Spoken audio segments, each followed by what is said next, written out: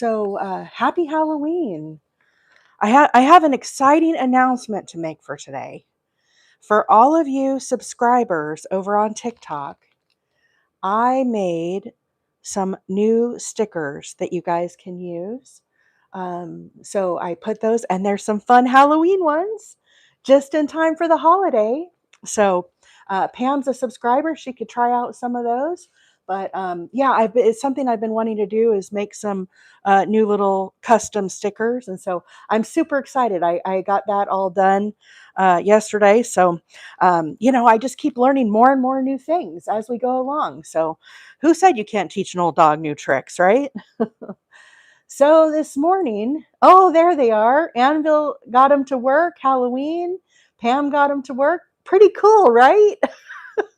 I'm so impressed with myself. It's the little things in life, I think.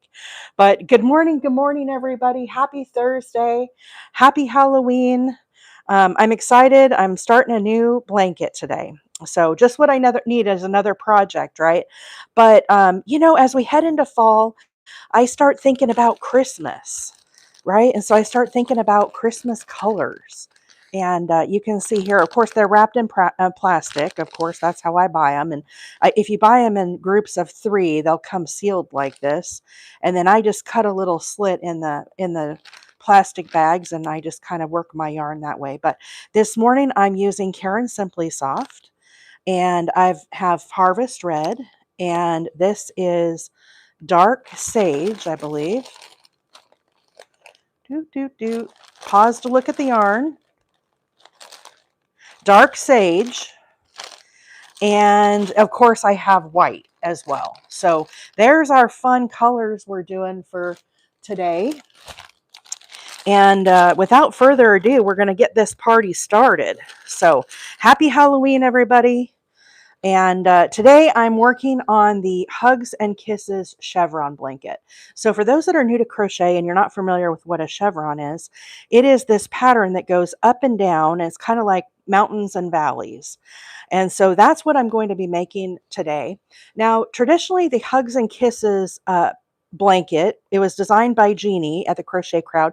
She used to be Mikey's assistant. She has now retired, but she has some beautiful patterns. This is a free pattern. I put links on the link tree both to the YouTube tutorial that Mikey did, which is super, super helpful. You can pause it and slow it down and all that good stuff. And also, I put the written pattern, and my printer isn't working. I ran out of ink when I started printing this. So the first page of it kind of looks like this. So this pattern is intended to be a baby blanket. However, you know me, April's over here in Alabama, breaking all the crochet rules. I said to myself, who says this has to be a kid blanket or a baby blanket? I'm going to make a Christmas chevron with it. So that's my plan. Obviously, I'm not working in these colors here. I'm working in these reds and greens, Christmas colors, and some white. And I'm using Caron Simply Soft. So my printer kind of crapped out, and I didn't get all of the printing here. However, what it does tell you in this section is she has it broken down, and Mikey has it broken down. If you're doing a certain size, it gives you the exact chain counts and all that stuff. But this pattern is worked in increments of 28 chains, and then you add 18. So you can make it as big as you want.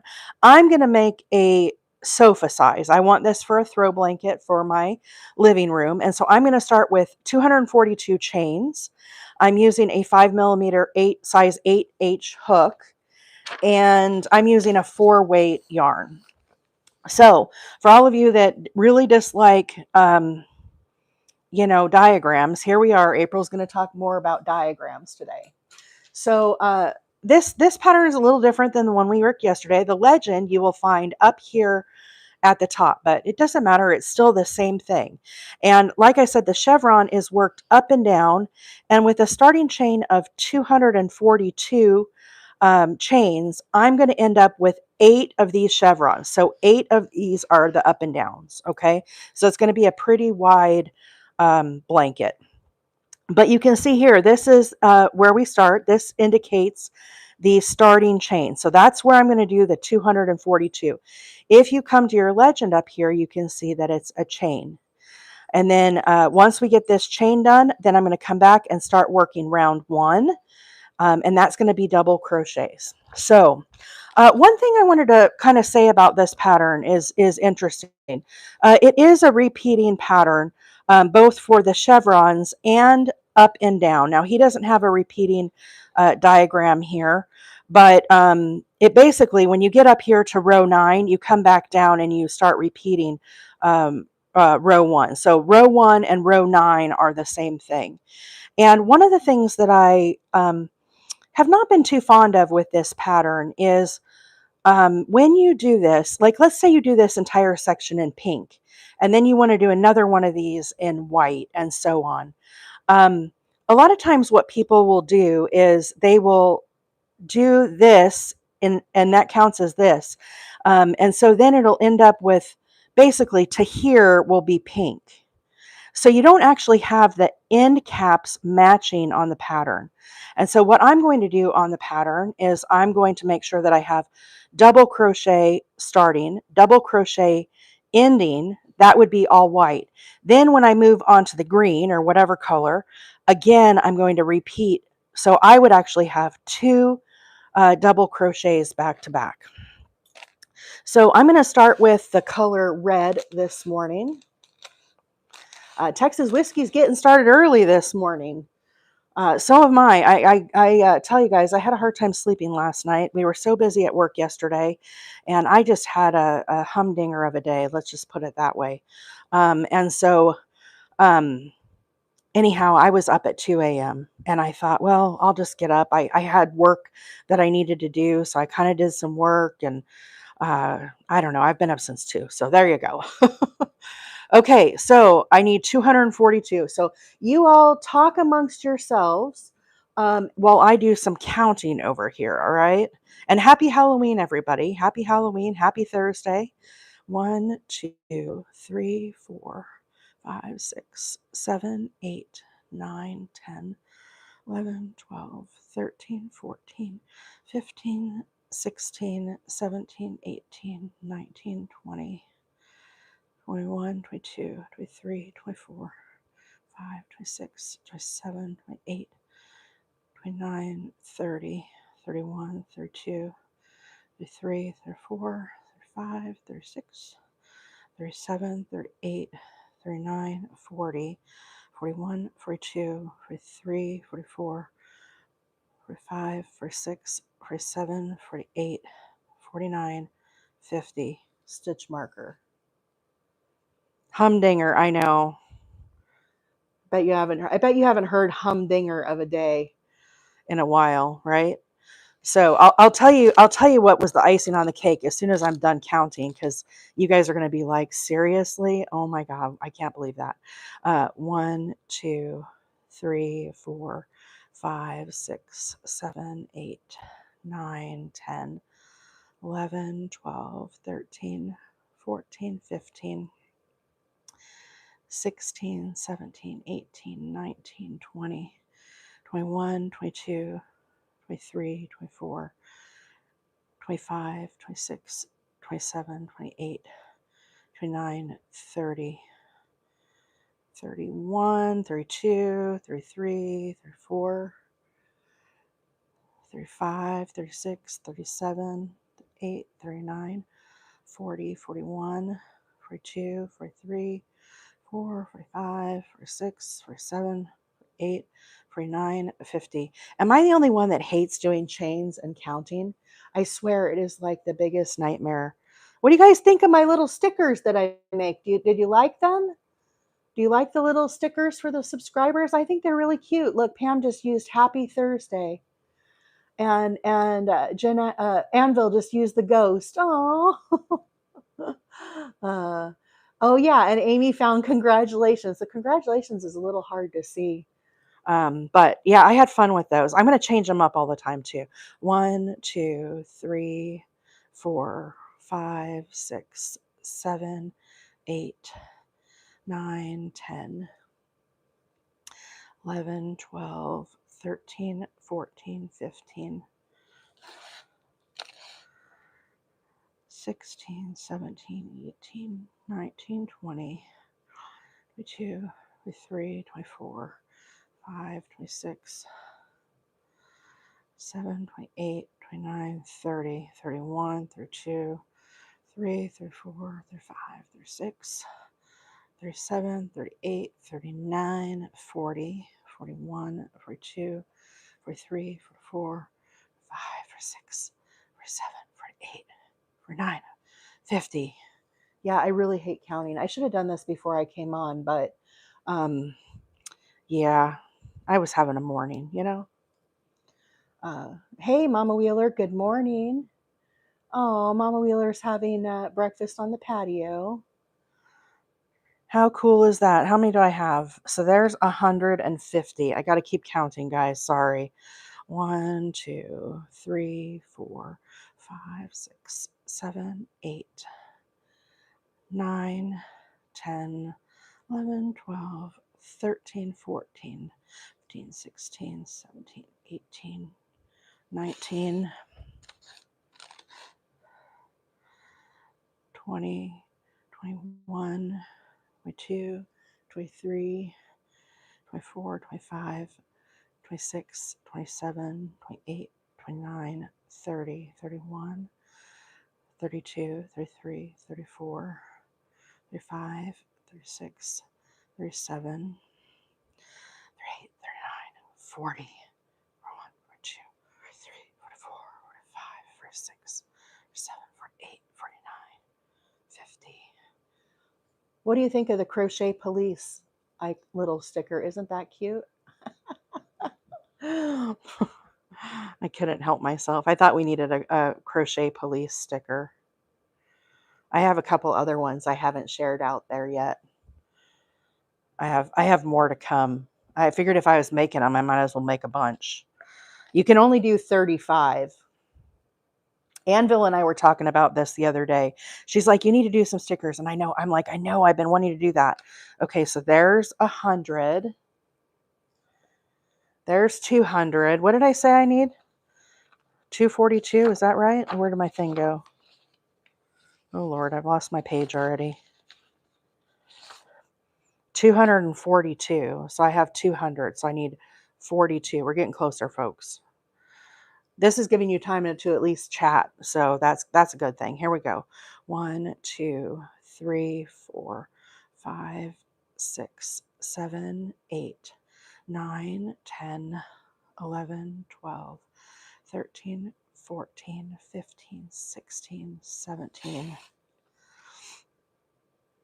19, 20, 21, 23, 24, 25, 26, 27, 28, 29, 30, 31, 32, 33, 34, 35, 36, 37, 38, 39, 40, 41, 42.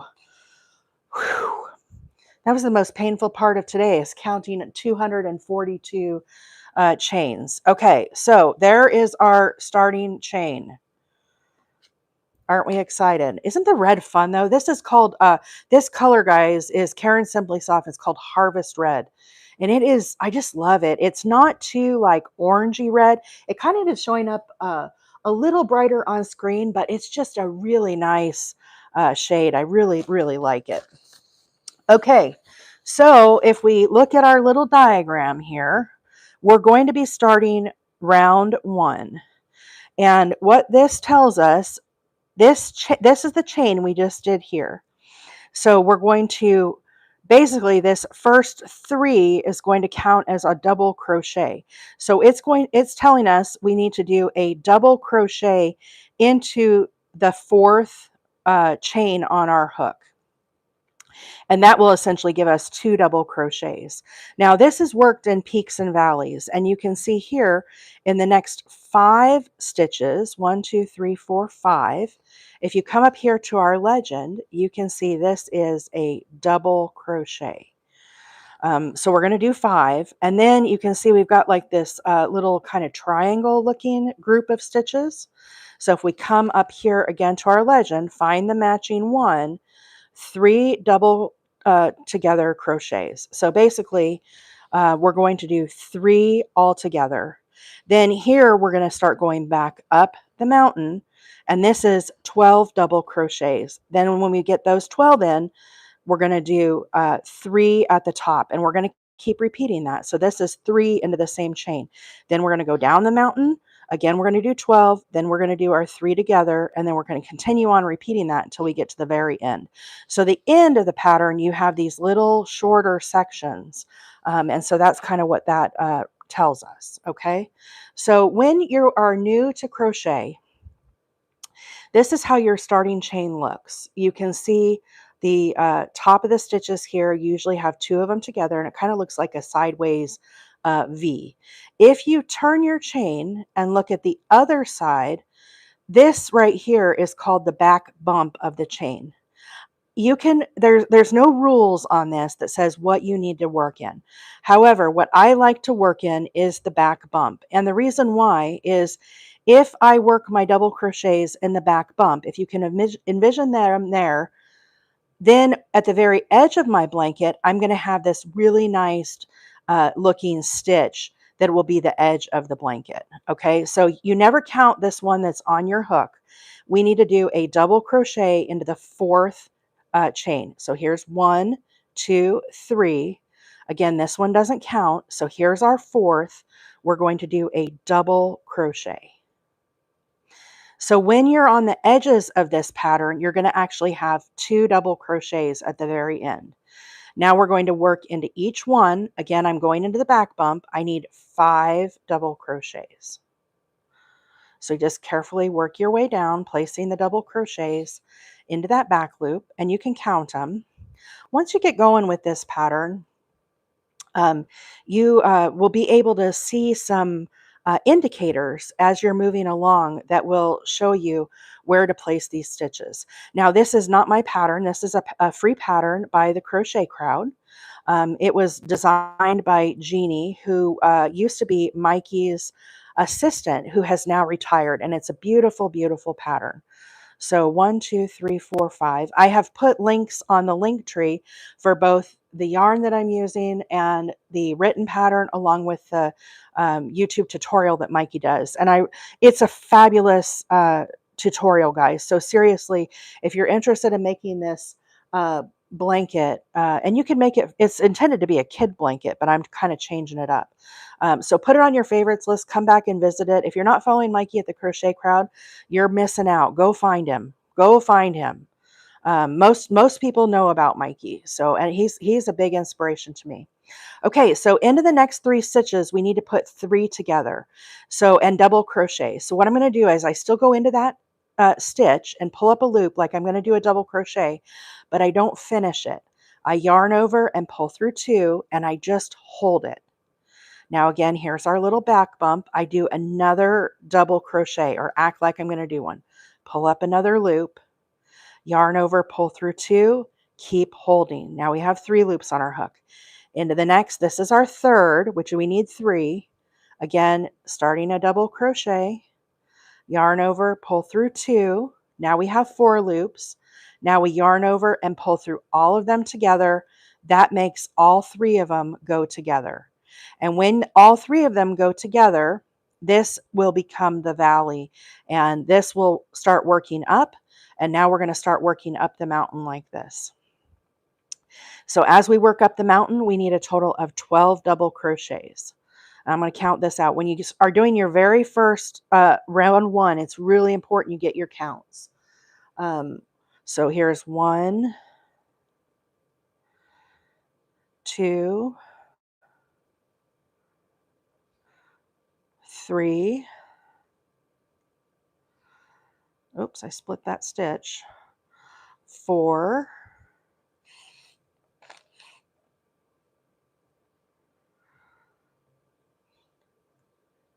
5. 6. Here's 7. Oops. 8. 9. 10. 11. and 12. Okay, so this is the little bottom of our valley. It's not really taking shape quite yet, but you can kind of see it dips down a little bit. Now here we are at the top. We needed to put 3 double crochets right into this very top stitch. So 1, 2, and 3. That's the top of our mountain. Now we've got to go down the mountain. This side we did 12, right here, 12 double crochets. So now on this side, we've got to do another 12 double crochets. I'm going to again count, guys, because this foundation row is really important. Here's 2,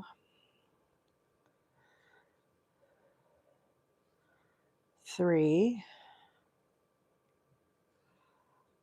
4, 5,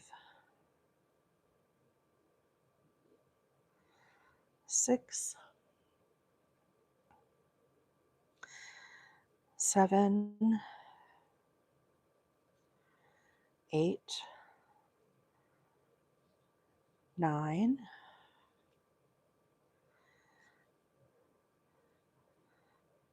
10,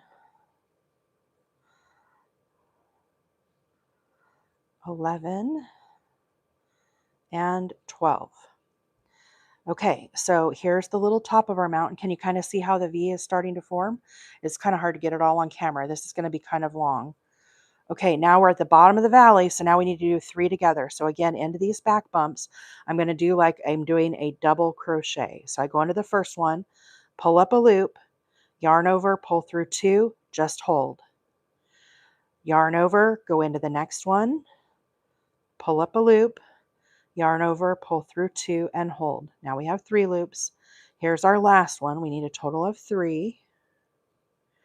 Yarn over, pull up a loop, yarn over, pull through 2. Now when we have 4 loops, we yarn over and pull through all of them together. So that is 3 double crochets together. And this is the bottom of our valley. I can take out my stitch markers. My stitch markers are for when I was counting. So this pattern that I'm using, that I'm making, guys, is the Hugs and Kisses Chevron blanket. It's traditionally made as a baby blanket, but I thought it would be a really nice pattern for a Christmas blanket. So I'm doing it in red, white, and green, and I'm going to be alternating the colors in kind of big sections. And so right now we're working on round 1, but this is a free pattern by the Crochet Crowd. It was designed by Jeannie, who used to be Mikey's assistant, and she has now retired, but it's a very, very popular pattern. I put a link on the link tree, both to the video tutorial that Mikey does. I encourage you guys to go and check it out. It's a really fun pattern to work on. It has fabulous textures. I've made it a ton for baby blankets. You can see it all over my TikTok videos. I really, really enjoy it. I like it because it has the fun textures, which allows us, to kind of mix it up as we're working along. It doesn't get like too boring. I like having the different textures. So I've been yakking. You can always, if you lose your count, you can always find your place again. So here we can see, if I pull this apart, there's our 3 together, and we need 12 double crochets as we go back up the mountain. 1, 2, 3, 4, 5, 6, 7, 8, 9, 10, 11, and 12. So that's our going up. Now here we are at the top. When we get to the top into this stitch, we're going to put 3 double crochets into the same stitch. And that'll force our mountain to kind of peek out, and then we can start back down the other side. So here's number 3. So we had 12 double crochets going up the slope. You have to do 12 double crochets going down the slope. Now, eventually this will start to kind of form. It's hard to see in my lap. It's starting to go up and down a little bit, but as we start laying down more rows, you guys will see this start to take shape. Yes, for the, I'm making this for like a couch throw blanket. And so I started with 242 chains. This pattern is worked in increments of 28 plus 18. So you could make it any size you wanted. Basically, when you start making your chain, you would do 28 chains and then say to yourself, is this long enough? Yes, it's long enough. Okay, I'm going to add 18. No, I want to make it bigger. Then you would add another 28. Assess and see if that's, big enough. And you keep going that way. So you just would do 28, 28, 28, 28 till you get it to the size that you want. So I know I was first intimidated by making a chevron blanket, but it's really not hard once you understand kind of how these peaks and valleys work. Um, and a lot of these stitches, I'm going to break them down for you, and you'll see that they're really not that they're not that difficult once you kind of understand what it is you're trying to work on. So this is the very first round, and it's going to take me a while to get through all this, guys, because it is kind of a big blanket. So you're going to see kind of a lot of this, and I could do a smaller swatch or something, but I like to make something practical for what I'm going to use, 1, 2, 3, 4, 5, 6, 7, 8, 9, 10. I need 12 as we're going back up the mountain. 11. Now, it's really important as you're doing this to make sure you're counting these peaks and valleys as you're going up and down. Okay, so make sure you're counting. Here's my 3 at the top. I'm just going to double count this. 1, 2, 3, 4, 5, 6, 7, 8, 9, 10, 11, 12. So now I'm ready to do the valley. The valley, again, it tells us we need to do 3 together. So we're going to take these 3 stitches right here, and I'm working in the back bump. I've got my chain kind of turned.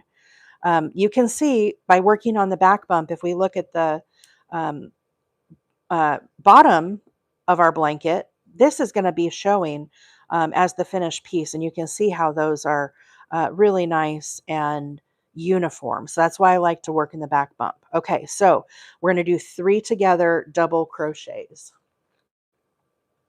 Oh, thank you, Anvil. Yes, those are the colors that I'm using. Caron Simply Soft is a 4-weight yarn. And it is a really nice kind of soft yarn. I use it a lot. It kind of has this like sheen to it. I don't know if you guys can see that on screen, but it's not sparkly. It just has this kind of like lustery effect to it. I don't know. It's hard to explain it. Okay, so it's like we're going to do a double crochet. So we have 3 loops on our hook, yarn over, pull through 2. Now, when you're doing 3 together, you don't finish it. You just hold it there. Now I'm going to go into the next stitch, and we're going to do another double crochet, but again, I'm not going to finish it. So I pull up a loop, yarn over, pull through 2. Now we have 3 loops on our hook. Now into the next one.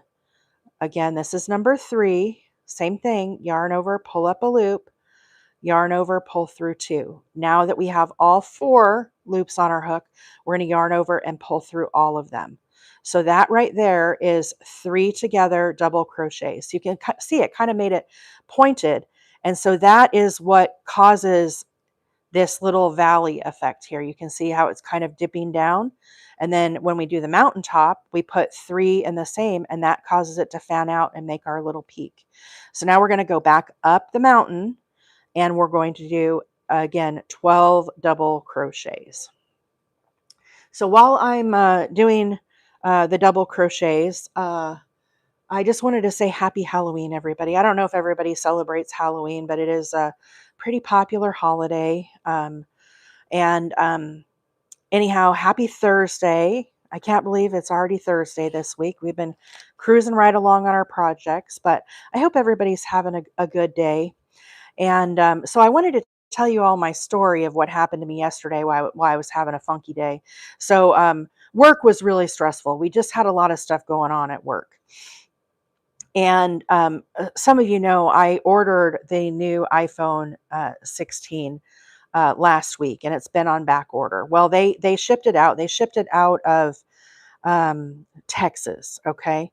And I'm in Northeast Alabama. So normally when they ship stuff from the West Coast or like Texas or something, it will typically hit a hub for UPS in like Memphis or Nashville, and then it will route over to Chattanooga, and then it'll route down to Fort Payne, and then eventually come to me. So it kind of has two major hubs that my packages hit before they arrive to me. Now, if it's coming up from like Florida or the South, it'll typically hit to Atlanta and then bounce over my way. So anyhow, I've been tracking my package. I paid for 2-day shipping on my phone. Hang on, got to count. 1, 2, 3, 4, 5, 6, 7, 8, 9, 10, 11, 12. So I'm at the top of the top of the mountain here. So I'm going to do 3 double crochets in the top of the mountain. So anyhow, all of a sudden yesterday, my phone was supposed to arrive yesterday. Okay. And my service is through Verizon. So I buy my phone through Verizon. The iPhones, you all know, are super, super expensive. I can't afford to pay for it. So I do one of those plan things, right? You pay a little bit every month and it takes you a year or more to pay the stupid thing off. But, it is what it is. Those phones are so, so expensive. So anyhow, I get an alert yesterday that after my package left Memphis, Tennessee from Texas, it then went up to Ohio. And then it went to another town in Ohio. And then it routed over to um, Knoxville, Tennessee. So it's making a big loop all the way around me. Then it routed down to Atlanta. In the meantime, they sent me an email that my package was delayed by a day and I wasn't going to get it.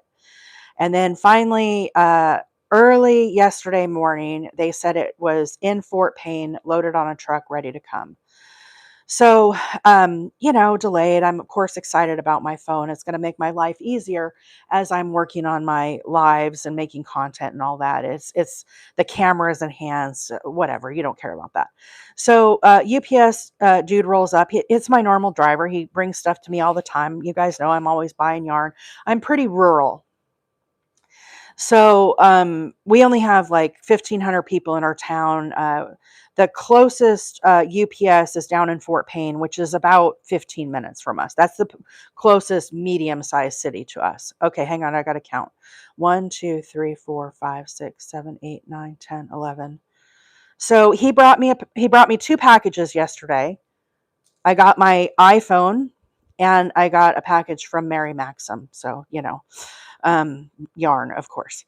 So, so I bring in both packages and I sit at my desk. I'm working, and finally I get a little lull. About 10 minutes later or something. And so I open up my iPhone package and immediately I think to myself, this thing looks awful like rumpled inside. Okay, so it was like the packing slip looked like somebody had wadded it up. Of course, the box had a lot of like black on the outside because it's been routed to all these different hubs that it doesn't normally get to. So it's been kicked around like 500 times. Dude, I open up the phone box. Well, I didn't even have to open it. You know how for those of you that have an iPhone, when you get an iPhone, it's a white box usually like this. And on the back, there's 2 pull tabs. They're like a paper tab, but the phone is sealed in this box. You have to pull these tabs. Tabs are gone. No tabs. Open the phone box. No phone. All that's in there is the charging cable and the instruction booklet. Dude, I paid $1,600 for this phone. So of course my heart is like in my throat, like, what the heck? Right? Can you guys imagine opening your brand new iPhone box to air? Oh, so anyhow, I immediately call Verizon, is who I bought the phone from, with my, account plan, whatever. And they're like, we're going to have to file a claim. So let me get some information from you. And so then I'm answering all their questions. Did the UPS guy hand it to you? Could anybody else have tampered with the package? Blah, blah, blah, blah, blah. I'm on it's not the Verizon's guy fault. It's clearly somebody at UPS has jacked this phone. And so, I was really frustrated, guys. I'm not going to lie. But I always try to keep my cool because, the people that are working the phones, like, it's not their fault, but so anyhow, the claim has been filed with Verizon. Verizon has since filed a claim with UPS. So now I have to wait for UPS to call me and investigate my phone situation before they will approve my claim and then notify Verizon, at which time Verizon will refund my account and then I can order another phone. That was my day yesterday. So, here I am without a phone. I've got an empty phone box sitting on my desk. Of course, I was excited because I was going to have now an iPhone 14 and an iPhone 16 because I am live streaming on both platforms. And it was just, I've gone too many here. I'm going to have to pause and count. Pause for a count. 1, 2, 3, 4, 5, 6, 7, 8, 9, 10, 11, 12. So anyhow, in talking to the guy was really nice, right? And he said, honestly, Miss, he said my last name, and he said, um, I told him, I said, they didn't touch the balls of yarn. Nobody wanted my yarn from Mary Maxim. They only wanted the new iPhone 16 that had a terabyte of data. Of course they did. And so anyhow, I said, I don't understand why nobody wanted the yarn. I said, I needed this phone because I go on live and I needed it for my streaming. I was super excited about it. And so anyhow, it's just beyond frustrating. So the reason why I'm telling you guys this story, um, if you are getting the iPhone 16, do not have it shipped to you. Go to a retailer, have it shipped to the store, go to the store and pick it up. Because what the Verizon dude told me, he said, honestly, he said, right now I am filing a claim with UPS every other day for an iPhone that has been stolen in UPS distribution. So seriously, if you guys are going to upgrade your phones to the new iPhone 16, like, in hindsight, I didn't go to the store, guys, because they didn't have it in stock. So I've always had my phone just shipped to me, as it's never been a thing. I have been with Verizon for like 20 something years. I mean, I remember my first phone with Verizon was a BlackBerry. Okay. That's how long I've been with Verizon. And I've always had my iPhones just shipped to me and it's never been a thing. But for whatever reason, I don't know how they're able to tell that they're iPhones in the package, but, and maybe it's not happening. But for the dude that was on the phone to say that he is filing a claim with UPS every other day for iPhones that are being jacked in transit, basically, it's enough for me to tell you guys, like, seriously, have it shipped to the store because, if Verizon gets their box and it's empty, it's on them to deal with it. I am because I had it shipped to me, I'm having to deal with it myself, and I'm trying to be um, optimistic that UPS is going to say, we understand this is happening all the time. We will validate your claim and you will get your credit from Verizon. But I mean, it's my word against theirs. I mean, worst case scenario, if UPS says, sorry, then what? I'm out $1,600 and then I have to buy another iPhone for $1,600. And now I'm looking at $3,200 for my iPhone. Uh, yeah. So if you guys are getting the iPhone 16, my word of advice: don't have it shipped to your house. Have it shipped to a retailer. Go get it from a retailer, even if they have to back order it. Have it sent to the store, because then if it is stolen in transit, they have to deal with it. It's not you having to deal with it like I am. So, anyhow, happy Halloween. We were talking about leaving our purses and carts yesterday. I never in my wildest dreams would have thought that my iPhone box would show up yesterday with no phone inside. It was really disheartening. Okay, pause for a count. 1, 2, 3, 4, 5, 6, 7, 8, 9, 10, 11, 12.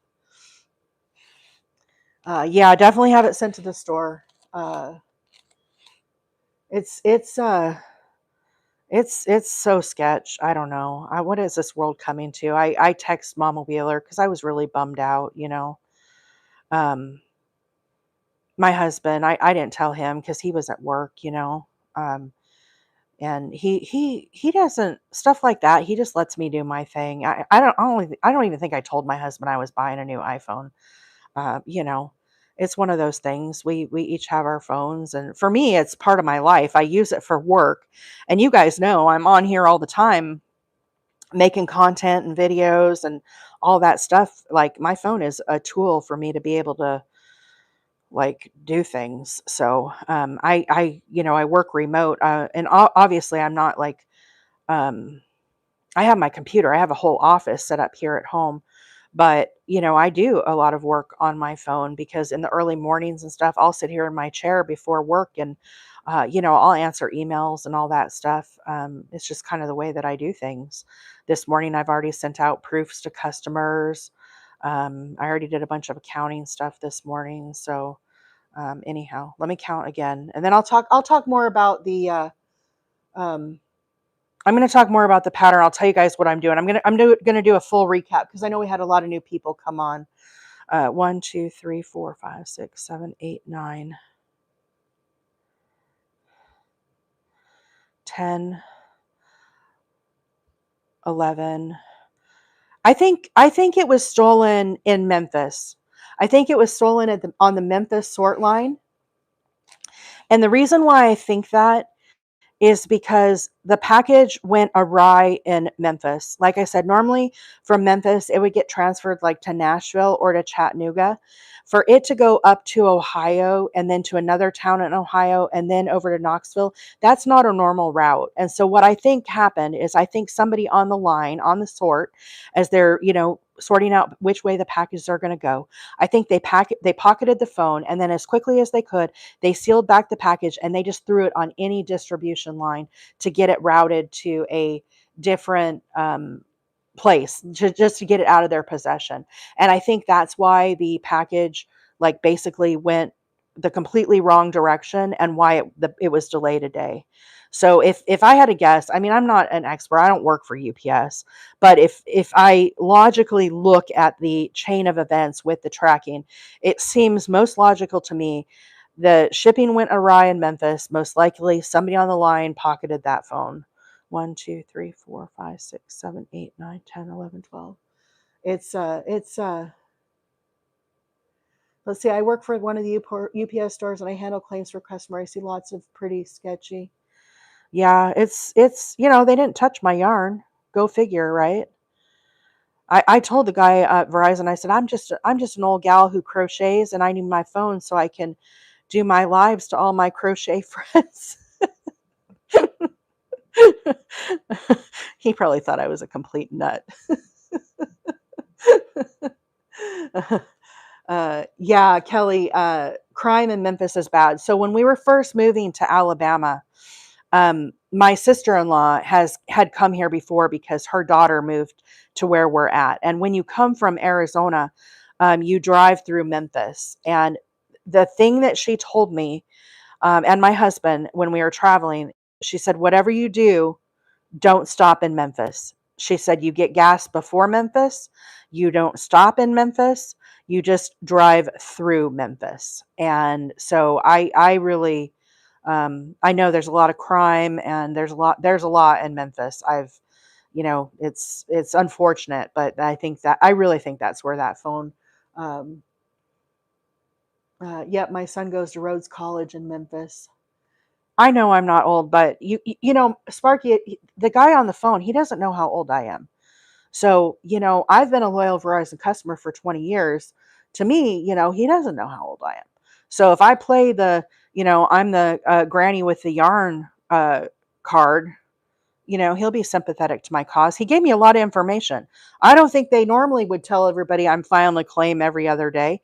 He stayed on the phone with me for a long time. He talked to me quite a bit. Um, and anyhow, it was an eye-opening day for sure. So anyhow, back to crochet, what you guys are all here for, not my stories about woe is me iPhone. Um, but I knew y'all could sympathize with my deal. Um, so honestly, mean believe I don't know how much yarn I'm going to use for this. Um, uh, you might want to look at, pull the pattern, seriously, pull the pattern. Because like I said before, this whole front page has details about the pattern, and it tells like how many starting chains and everything you need. It has, if you're using a 3-weight, if you're using a 4-weight, if you're using a 5-weight, it gives you all of that information. But my printer is out of ink. It's actually in the mailbox. I need to walk down and get it. But I wasn't able to print, but I think it might tell you on that on the page how much yarn you might need. So it depends too on how many chevrons you're going to do. But for me, what I did, I bought, I have 3 of each color is what I bought. Is that going to be enough? I don't know. I'm really not sure. But for me, I buy this yarn all the time, this Caron Simply Soft. I felt safe getting 3. I can get some more. It's on sale at Joann right now for $3.99 a skein if you want the Caron Simply Soft. And guys, I have to turn on my fan. I hope this doesn't interfere with the volume, but I'm having a hot flash. Okay, hopefully that's not too loud. 1, 2, 3, 4, 5, 6, 7, 8, 9, 10, 11, and 12. Okay, I keep saying I'm going to talk about this pattern. So the pattern that I'm working on today, guys, is the Hugs and Kisses chevron. Okay, so, oh look, I messed up.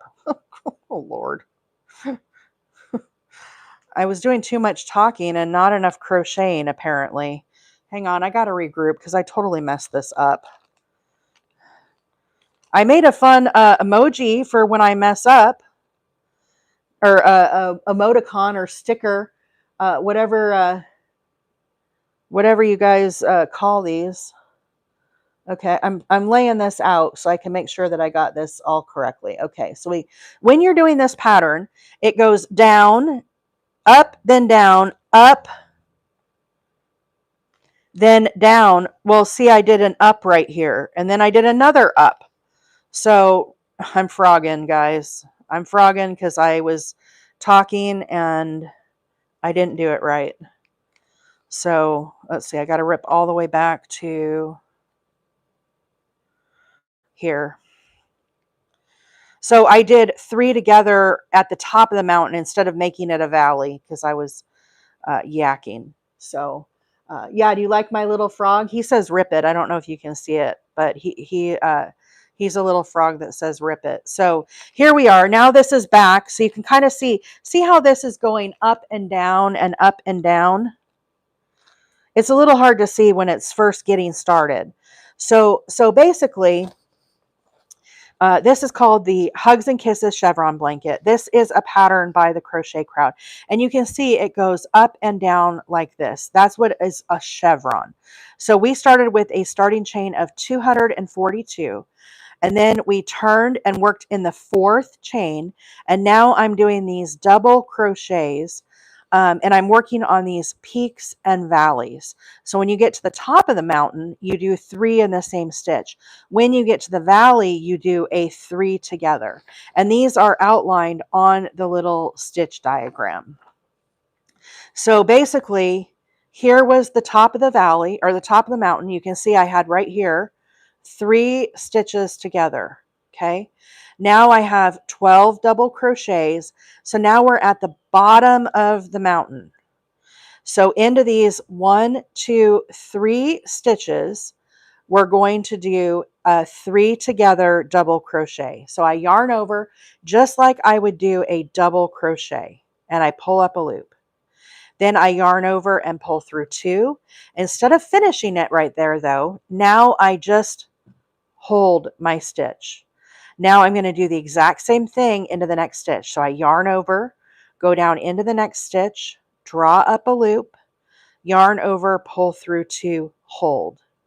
Now here's the 3rd stitch, same thing, yarn over, right underneath that back bump of the chain, grab a loop, pull it up, yarn over, pull through 2. Now I have 4 loops on my hook. So we had the original starting loop, then we have 1 for each of those 3 double crochets that we did not finish. Now we yarn over and pull through all of those. So that is our 3 together double crochet, and it kind of looks like a little triangle. So what that does is it's forcing the crochet to bend in an upward, it's making a little valley. So it's making us go back up the hill. Now, as we get more and more rows, this will really start to come together and you'll be able to see it. When you're first doing your initial row like I'm doing, it's a little harder to see, but it's super important that these counts are accurate. I cannot express enough. Make sure you're counting your stitches, and if you miss one, it can really throw off your entire blanket. So make sure that you're counting. So now we're going back up the hill and we need 12 double crochets. So 1, 2, 3, 4, 5, 6, 7, 8, 9,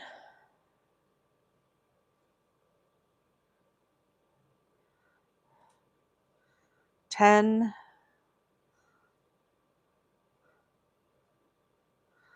11.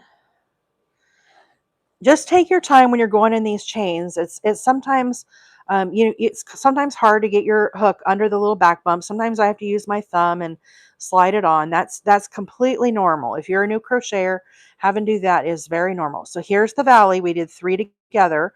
1, 2, 3, 4, 5, 6, 7, 8, 9, 10, 11, 12. Now we're at the top of the mountain. Now, when we do the top of the mountain stitch into this one stitch, again, I'm working in the back bump. I'm going to put 3 double crochets into that same stitch. So there's number 3. Now we're going to go back down the mountain. So now we need 12 double crochets. 1. Happy Halloween, everybody, and happy Thursday. I hope everybody's having a great day. Yeah, are you guys still talking about my phone? I'm having to have my phone investigated. Knowing my luck, UPS will probably call while I'm on the live and I'll miss the call. Thank you, everybody, for the screen taps this morning. 11,000 likes this morning. Thank you so much. Thank you. Thank you. And we have 4 people watching over on YouTube this morning. I am streaming on both YouTube and TikTok. And so anyhow, you can follow me on both platforms. For those that don't know, my name is April, and I come on live every Tuesday, Wednesday, and Thursday from 7:30 to 9 Central Time. I live in Northeast Alabama. My husband and I relocated here from Arizona about 4 years ago, and we just absolutely love it here. I'm not a crocheter by profession. I'm just a hobby crocheter, and I come on here with all my friends and show them what stitches I'm working and what patterns I'm working on and all that good stuff. I saw that Sparky asked a question about where I'm placing my stitches, and I missed what you were saying, Sparky. If you're still on, can you ask again? I'm sorry, guys, when I'm doing days where I'm counting stitches and working on patterns, I might miss some of the questions. I do my very, very best, so please, if I miss your question, do not take it personal. Feel free to ask again. There are people on the chat that will try to help answer questions. Anvil and Gen X are moderators. So 1, 2, 3, 4, 5, 6, 7, 8, 9, 10, 11, 12. I really appreciate them and the marvelous job that they do of pinning comments and helping to answer questions. But for those that don't know, anytime I come on live, I update my link tree and it will contain the pattern, the yarn that I'm using, and today it's called the Christmas Chevron. Now this pattern is the Hugs and Kisses Chevron. It's a baby blanket, but you know me, the rule breaker. There's nobody that says this has to be a baby blanket. So absolutely right. Breaking all the rules, I'm making it into a Christmas blanket. I think it's going to look really pretty with the red. Here's the green that I have. It is Dark Sage is the color green that I'm using. This is Caron Simply Soft. And then I'm going to use the Caron Simply Soft white. Now this red I'm using is actually Harvest Red. So those are the colors that I'm using for this blanket. And I'm just going to make a throw blanket for the back of my couch. Hopefully if I stay on my project, I'll have it ready in time for the holidays. And I think it'll be nice and festive, and I'm really excited about it. So Kiara, I buy my yarn all over the place. I buy from Joanne. I buy from Hobby Lobby, Hirschner's, Mary Maxim, Premier, and Hobie. Those are the primary ones that I use. It depends on what yarn I'm buying, but I do buy from all of those retailers. Now, when I was in Arizona, I used to frequent Michael's, and for whatever reason, when I'm here in Alabama, I haven't really been buying from Michael's anything. And I know they've got the Caron cakes and stuff, but we don't have any of those big retailers close to me. So if I want to go to Hobby Lobby, we have to drive 50 minutes. If I want to go to Joann's or Michael's, we have to drive over to Huntsville. And so it's quite a drive. And so I buy a lot of yarn online. And sometimes it's a gamble. I don't know what I'm buying. When you do your second row, wait, where did it go? Hang on. Do you go into the third loop? When I do my second row, do I go in the third loop? Fourth loop, Sparky. So here's how you look at it. I think this is what you're meaning. So the chain, here's the thing. The chain is not technically called your first row, okay? The chain is just like a foundation chain. So when you're reading a pattern, they don't call it the first round. The first round is technically the double crochets. But what the question she's asking, do you see how this chain goes up 3? This double crochet right here is in the 4th chain. So when you get in this case, I did 242. Then I didn't count the first loop on my hook. That doesn't count as a starting chain. Then I count back 1, 2, 3, and I put the double crochet into number 4. Does that help you, Sparky? I think that's what your question is. Did you make it bigger than a baby blanket? Yes, I did, Betty. I made it 242 chains. So it's going to be pretty long. Now, when you guys are doing your chain, you have to keep in mind that this does go up and down.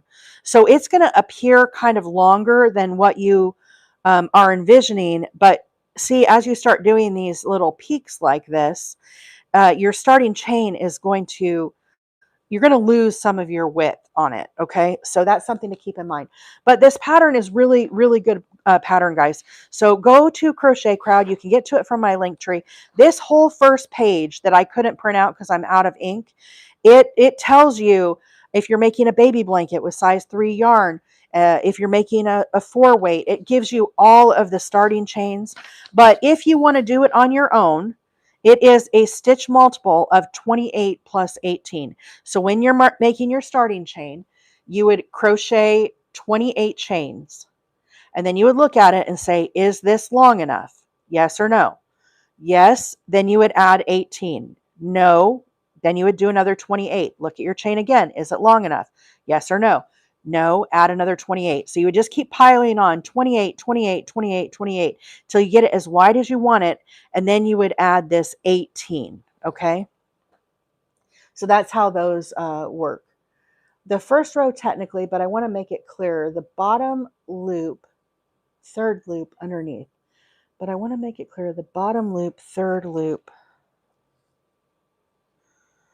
Are you talking about the valley right here? When I go in the valley, I'm not skipping any stitches. I'm going into each of the individual stitches. So when I get to the valley, I do a double crochet, but I don't finish it in the first one. Then I do another double crochet, don't finish it, and then do a third double crochet, don't finish it. I'm not skipping any. Okay, sorry. Can you explain what you are doing to create the chevron row there, stitches and counts? Yes, Nicole, I'm going to talk about it in just a minute.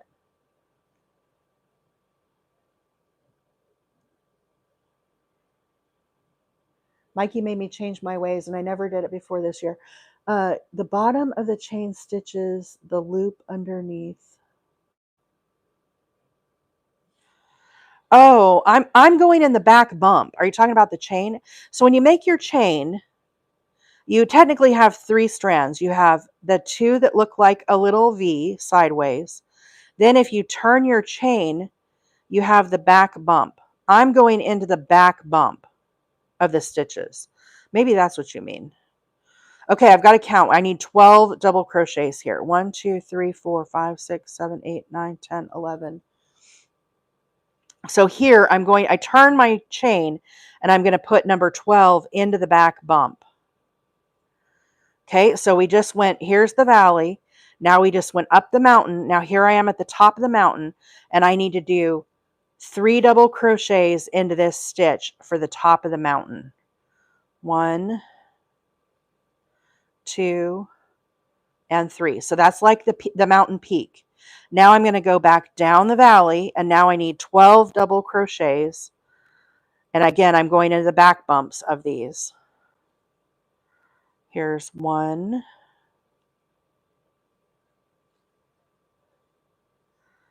2, 3, 4, 5, 6,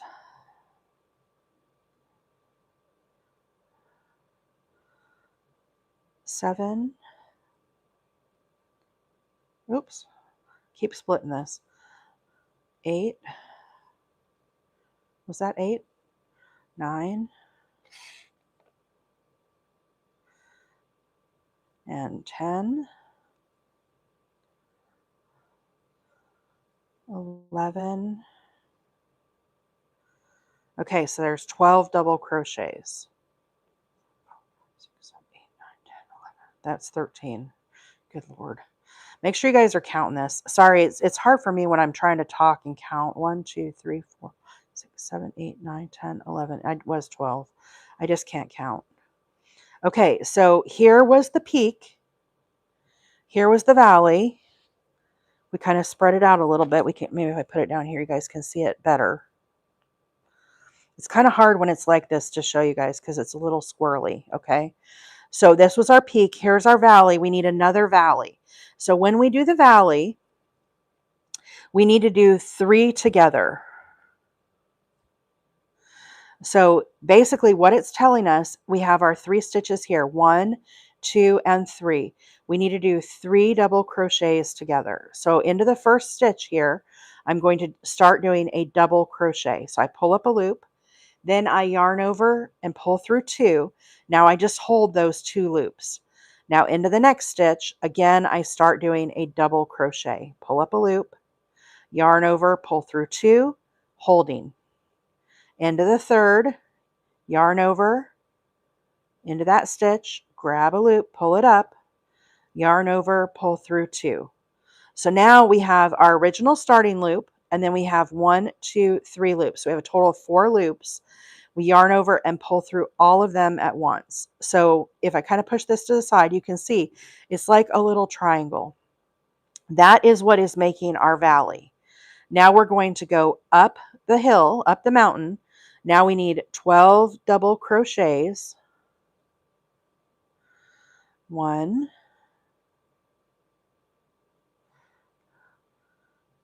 ugh. It's always hard when you get a fresh skein of yarn. Pulled it right on out of my hand. Oh, goodness. Goodness me, oh my.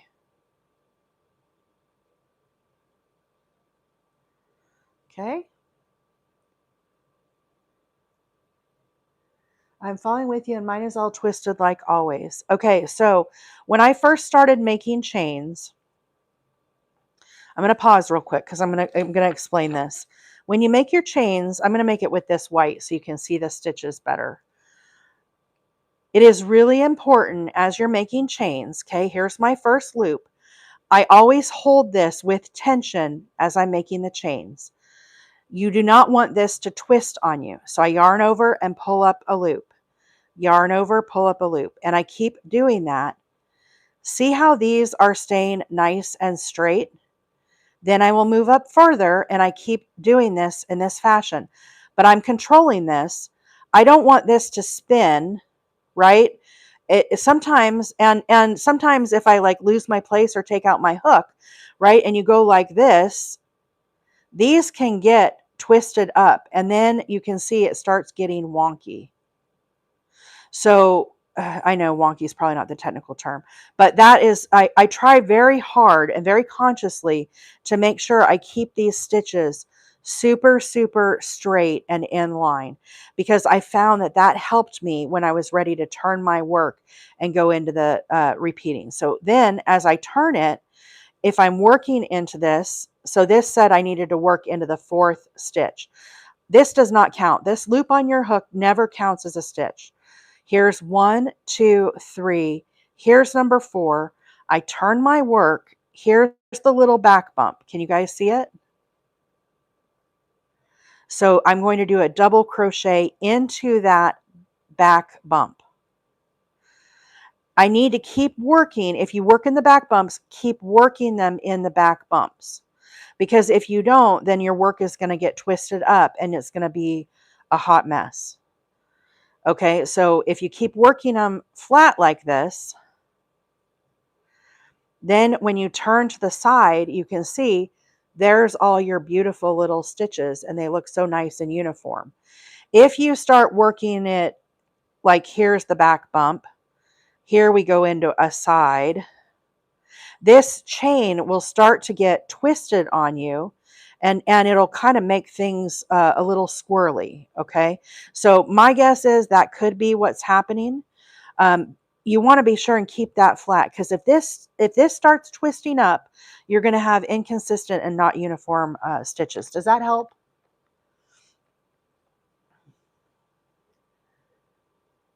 Yeah, the back bump is cleaner. I didn't, when I was a new crocheter, I didn't realize the difference between crocheting into the back bump and crocheting into this. I always just picked a side and went into it. But the other thing I found is if I went into this side, sometimes these would get pulled up like kind of tall, and it would make my stitches look like inconsistent and kind of bad. I find if I go in the back bump, it helps keep my stitches like straighter and cleaner and nicer. But that could just be me, I don't know. Everybody does it a little different. There's no rules in crochet. There's no rule that says you have to go into the back bump. Sometimes they want you to go into one of these. If it doesn't say, I always go in the back bump. I just have found that it makes my work look nicer, cleaner. My stitches are more consistent. And so that's what I try to do. So I hope that helps answer your question. Let's see. Yes, happy Halloween. I'm so glad you guys are using the stickers that I made. I'm so exciting. Hey, Mandarina, happy Halloween. I've gone into the bottom chain also. Yeah.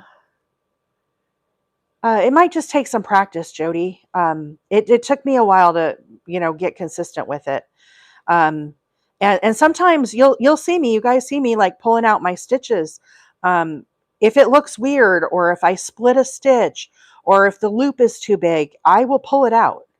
I just found if I take that extra step, it will help things look cleaner and nicer, and just really give that foundation chain its nice consistency. And that's important as you're working on a project, because everything you do from there, it kind of sets the stage for it, right? Okay, Amy's going to be right back. Amy won our subscriber giveaway yesterday, guys. I don't know if everybody was on, but the subscriber giveaway for the month of October was a pack of Hobie. It was rainbow cotton, 8/4 cotton. It was the pack of pink and purple. And Amy was our big winner for the subscriber giveaway for October. We're going to have a subscriber giveaway in November as well. It's going to be a yarn spinner. I bought it off TikTok Shop. One of my buddies, my crochet buddies, had them linked, and so I went ahead and got it. I already have a yarn winder, and so I thought that'll be a subscriber giveaway for November. We'll do it towards the end of the month. Okay, I got to count these. I think I have too many. 1, 2, 3, 4, 5, 6, 7, 8, 9, 10, 11, 12.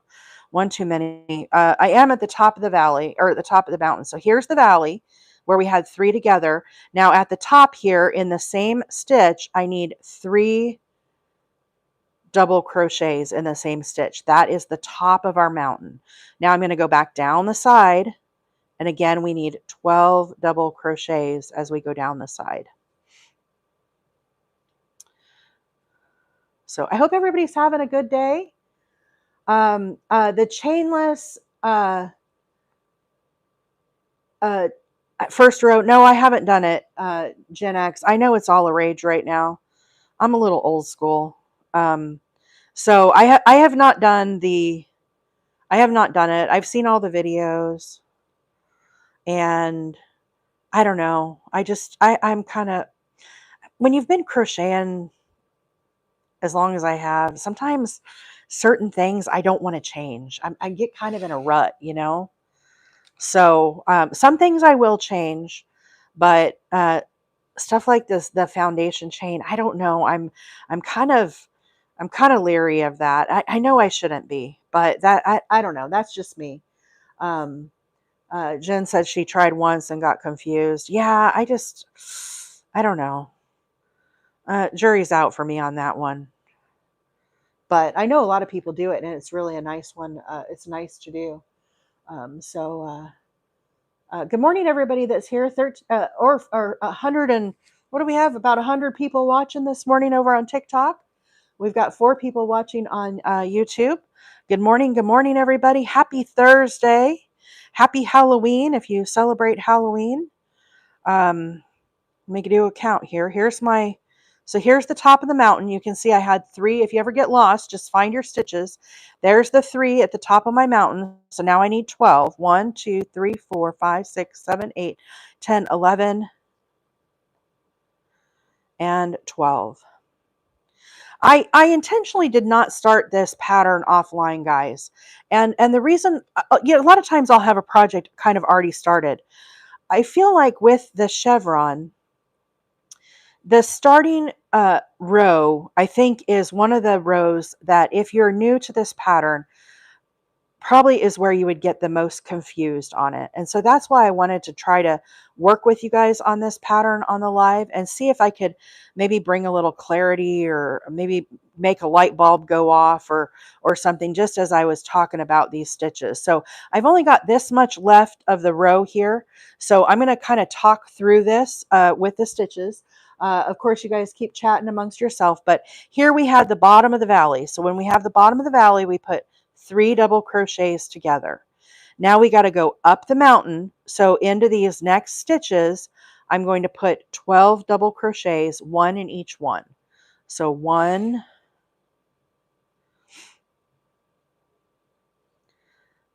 2,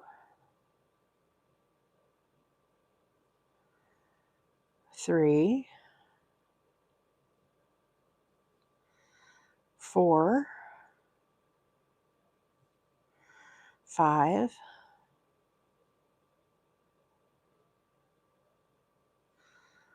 6, 7,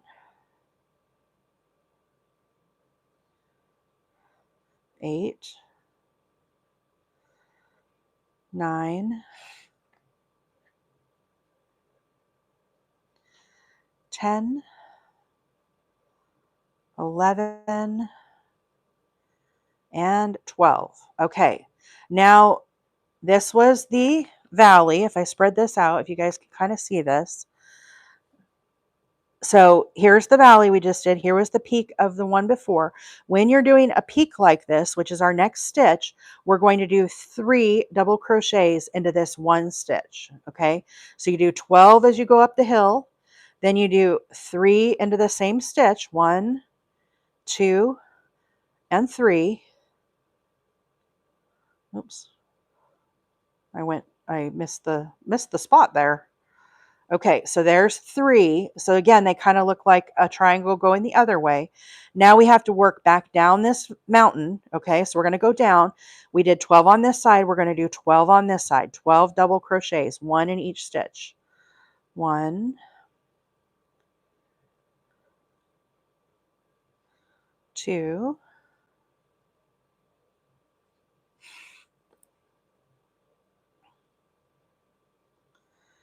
3, 4, 5, 6, 7, 8,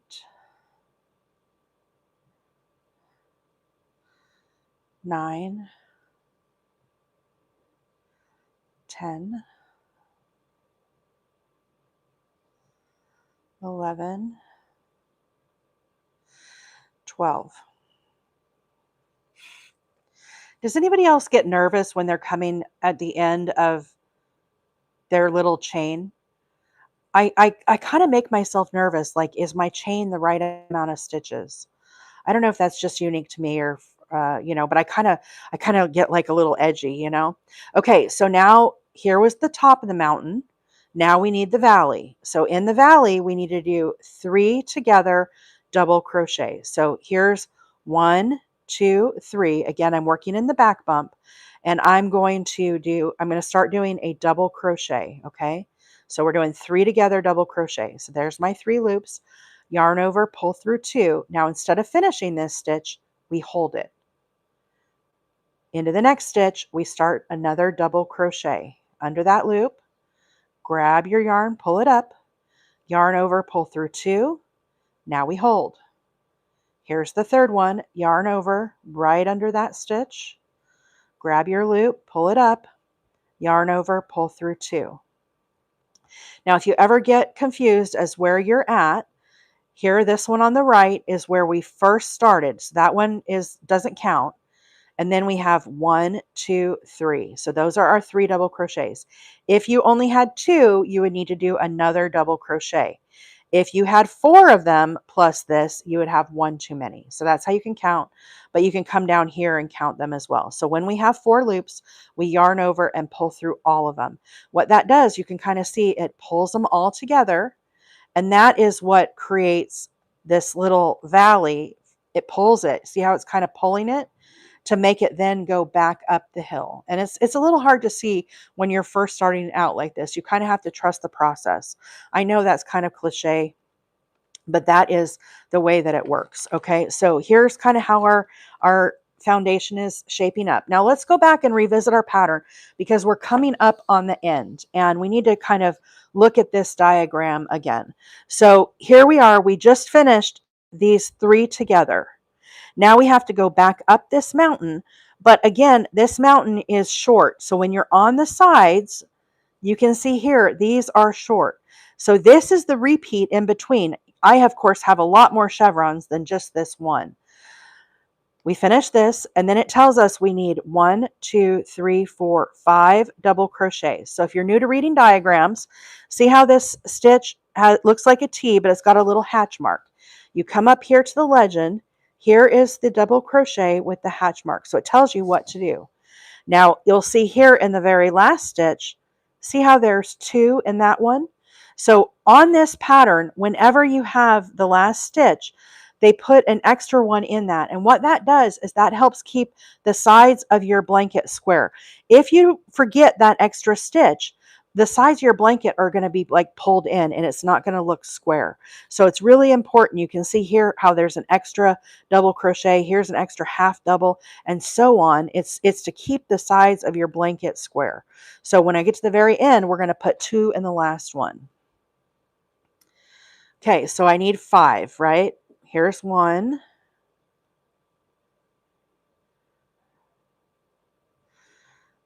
2,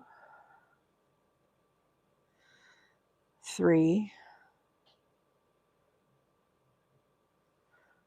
4, and 5. And here is our last stitch. We need 2 in that one. So my chain worked out perfectly.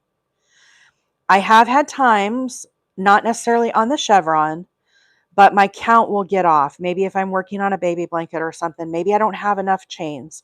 What I have done in the past is when I tie on, okay, and I start my first slip stitch, I try to leave extra tail more than I normally would need. because what I could do, if your blanket is going to get a border, you can undo this slip stitch and you can actually turn your work, the other way like this, and you could work additional chains here to then be able to go into those chains. Does that make sense? It's kind of a little cheat, right? So I don't really want to take it out, but you can take out this little stitch here, loosen it up, right? And then you can work backwards.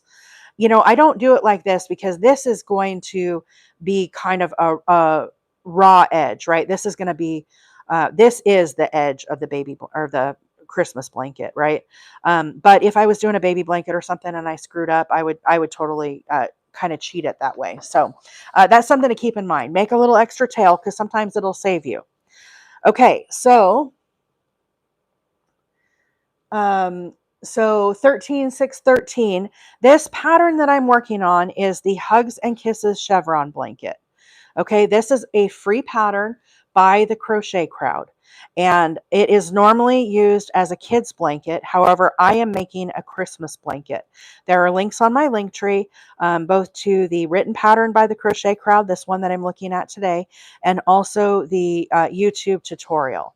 Now, this diagram, it also has written directions as well. So if you want to read the directions, you just have to get the pattern. I don't read these patterns very well. Okay, so for me, I'm a diagram kind of gal. So we have just finished this stitch here, and now we're ready to start round 2. So what this tells us, see the little half circle here, or the little oval? That is a chain. So it's telling us we're going to chain 1. Then see, this is a little tiny plus. The little tiny pluses are single crochets. So this chain 1 does not count as anything. Into this first stitch, see how there's 2? The first stitch will get 2 single crochets. Then into each of the additional along the side, we're going to have 5 single crochets. Then when we get down here to the valley, we're going to have 3 together single crochet. So again, you can look for this little stitch. Come up here to your diagram. Here's the diagram. 3 single crochet together. Okay. Then we're going to work back up the valley, up the mountain. Again, single crochet in each one. When we get to the top here, there is again 3 into the same stitch. So this was our top of the mountain before with our 3 double crochets. You can see these 3 right here are going to go in the very center of that stitch, and we're going to keep repeating that up and down. Okay, so here we go. We're going to chain 1. Does not count. Sometimes it counts in a pattern, sometimes it doesn't. Turn our work. So this is the first stitch right here, and it says we need 2 single crochets in that stitch. Now we need 5 as we work our way down the valley. 1, 2, 3, 4, 5. Now here was our valley before. See the 3 together? Again, you're looking at it from the back, but now we need to do into these 1, 2, 3. We need to do 3 single crochets together. So the way we do that is we go into the first one, draw up a loop, don't finish it, you just hold. Go into the next one, draw up a loop, again, do not finish it, just hold. And into the third, draw up a loop. Now we have 4 loops on our hook. We have the original one from our starting loop. Here's our 3. So 4 total. We yarn over and pull through all 4. See how that cinches up? So again, that is, reiterating the little valley that we had. Now here's the top of the mountain. We've got to work our way up the top of the mountain. So you remember from the double crochets before, we had 12 double crochets. That translates to we need 12 single crochets. So I'm going to work my way up, and I'm going to do a total of 12. Now, as we are looking at our diagram, remember we talked about the peak, right? And when we get to the peak, we have to do 3 in the very center stitch. So if your foundation is accurate, which mine was, as you're starting to work these, you don't even necessarily have to count these. Now, if you don't feel comfortable not counting them, you don't have to do that. But you can start to look for the identifiers. So here is the 3 together. So we have to go into the center of one of these. Now you could go back, you can count these. Here's our 3 together. 1, 2, 3, 4, 5, 6, 7, 8, 9, 10, 11. I need one more. 12. And do you see that is at the top of our mountain? Here's the top. So now I need to do 3 single crochets into that stitch. Okay, so there's the top of the mountain. Now we've got to head down the mountain. Here's the valley again. Same thing, 12 double crochets or single crochets. 1, 2, 3, 4, 6. Again, we're going to be looking for those 3 together that we did. You can kind of see it here. You'll be, as you start getting more familiar with this pattern, you'll be able to start seeing these come together. They'll be more and more obvious as you are working the pattern. Until you get comfortable with that, just go ahead and count your single crochets. So here is our 3 together at the top. You can count these. 1, 2, 3, 4, 5, 6, 7, 8, 9, 10, 11, 12. So now here we are at the bottom of the valley. We have to do, again, 3 single crochets together. So that means we're going to take this one, and this one, and we're going to mash them up. So we go into the first stitch, drop a loop, do not finish it, just hold. Go into the next stitch, drop a loop, again holding. Here's number 3, drop a loop. Now we have 4, yarn over and pull through all 4. Those are 3 together single crochets. Now here we are going back up the valley or up the mountain. And again, we need 12 single crochets. So as you start working this, you'll be able to get faster and faster, but these are just single crochets. I am going to kind of go through these a little quickly, guys. When I get towards the top of the mountain, I'll slow down again and keep pointing out the landmarks, what I'm looking for. But I do want to get to another row of this. Now, this will not be the last time I work on this blanket, okay, guys? So don't fret. I'm sure I'll be on more times working on this. So here's our 3. I just went into the 1. Here's the middle one. The middle one, we need 3 single crochets. Now I'm going to go down the valley, down the mountain to the valley. 1, 2, and we need 12 of these. So we're just going to keep counting till we get down here to the valley. So here's our 3 together. Hopefully the red's not too hard to see. I started with 242 chains. I'm making a kind of lap size for the back of my couch. But if you go get the pattern, and I encourage you guys all to check out the pattern, check out the Crochet Crowd. Seriously, I have learned so much from Mikey. He doesn't know me from a hill of beans, but that man has been integral. He has changed my whole crochet trajectory. Okay, he has made me a better crocheter just by watching his content and learning new stitches. His YouTubes are spectacular. I can't say enough good things about the Crochet Crowd. All of his stuff is free. The pattern we're working on today is free. There's links in the link tree. So definitely, I encourage you guys, bookmark it in your favorites. You might want to come back to this. It makes a fabulous baby blanket. I've done lots of different yarns with this pattern. I just thought it would be fun to do a Christmas chevron. And so I thought this is a fun pattern. It's got lots of unique textures. And we're going to start getting into those some of the next few rows. Now I do, for those that don't know, and for all the new followers, good morning, welcome to the family. My name is April. I am not a full-time crocheter. I am a hobby crocheter. I have a 9 to 5 job. I do live in Northeast Alabama, and I come on live every Tuesday, Wednesday, and Thursday, both on TikTok and over on YouTube.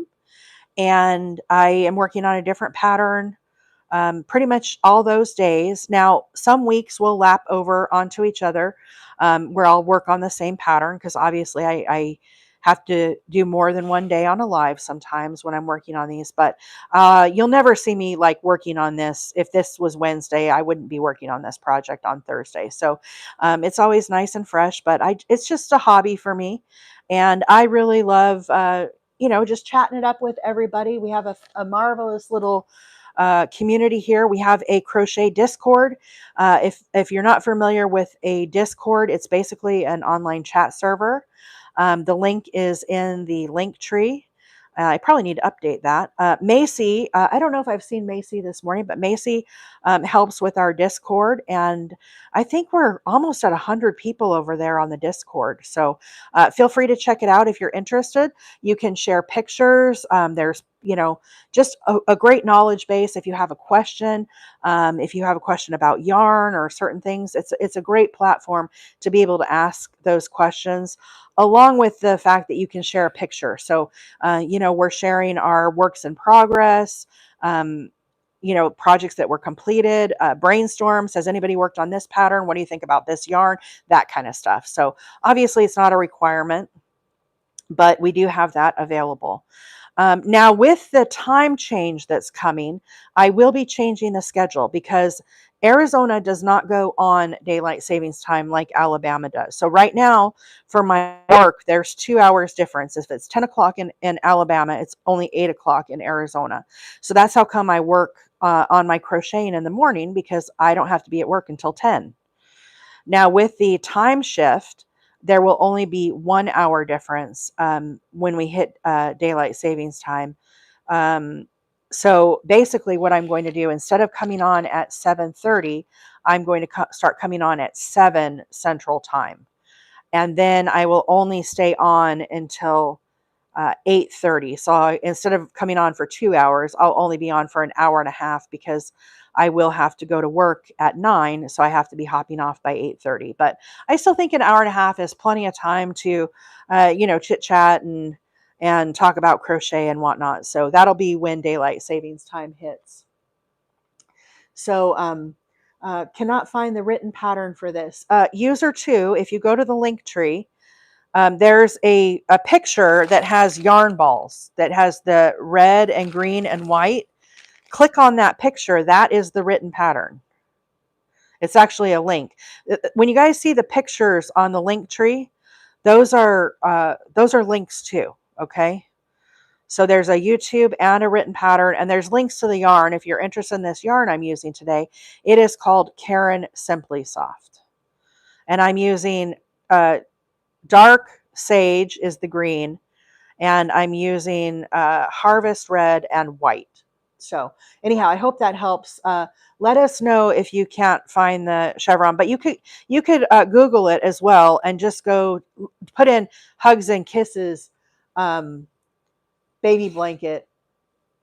It will, you can find it there as well. But I linked the PDF. Okay, so maybe you're not able to download a PDF to your device or something, but it's the link on the link tree goes to the PDF pattern, not the website. If you want to go to the website, just go to Crochet Crowd, the Crochet Crowd, and I think it's thecrochetcrowd.com, and you can just do a search for the hugs and kisses. But if you do a search for the hugs and kisses blanket, it's so famous, it'll pop right up for you. Okay, so here I am at the top of the mountain. You can see here's our 3 stitches. I need to put 3 in the very middle stitch. The one on the right gets a single crochet. So we did 12 single crochets. Now here we are at the top again. So I'm doing 3 single crochets in that same stitch. That's how we get the little peak of the mountain. And now we get to start going back down the other side. Again, I'm putting a single crochet in each of the stitches. And we'll just keep working this. Now, you'll get very familiar with round 2 of this pattern, because after you do all of the texture rows, you then do a single crochet. So this single crochet round that I'm doing right now will be worked multiple times in the repeat. And it just, I really like doing the single crochet because I feel like it kind of puts like a finishing row. When we turn this over, this is what it's going to look like. Okay. Can you guys see that? It doesn't look that great from the back, but when we turn is when you see that magic happen, right? It really looks nice. Okay, so let me get this finished. So here we are at the valley. Again, you can kind of spread your work apart. Here's the 3 that were together. Now we need to do 3 together single crochets. So I go into the first one, drop a loop, don't finish it, just hold it. Go into the next one, drop a loop, again holding, and then into the third, drop a loop, holding. When you have all 4, then you yarn over and pull through all 4 of them. That cinches you up and makes your new valley. Now immediately we go into the next stitch and we do a single crochet, and we do 12 single crochets as we climb back up the mountain. Now again, we're looking for the top of the mountain, which on the row below, we had 3 double crochets, and we need to put 3 single crochets into the very center of those 3. So here we are. You can kind of spread that apart. Here's the 1, 2, 3. Here's the first one. Here's the middle. Here's the last one. So into the first one, we still need a single crochet. That's number 12. Here's the middle. Now we need 3 single crochets right in the top of the mountain. Now again, we're ready to start going back down, single crochet 12 times until we get to the valley.